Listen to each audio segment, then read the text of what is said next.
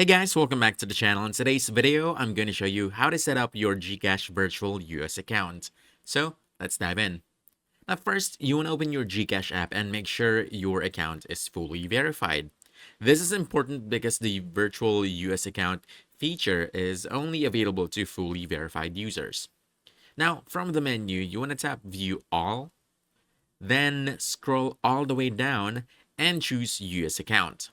Now, when you tap on the virtual US account option, GCash will show you the details of the feature, including what it's used for and any applicable fees. Read through the information carefully, then proceed with the activation. Also, you may be asked to confirm your personal details before continuing. Now, once you hit continue, you're going to have to provide your details. So simply update your information, scroll down once done, and you want to tick three boxes to confirm that you've understood their terms and conditions. Then hit proceed. Then GCash will notify you that you're going to have to take a quick photo of your ID plus a selfie. What you have to do next is just simply tick the box to confirm that you are not a US citizen, then hit continue. On the next page, you'll see the full terms of service. Just simply click continue.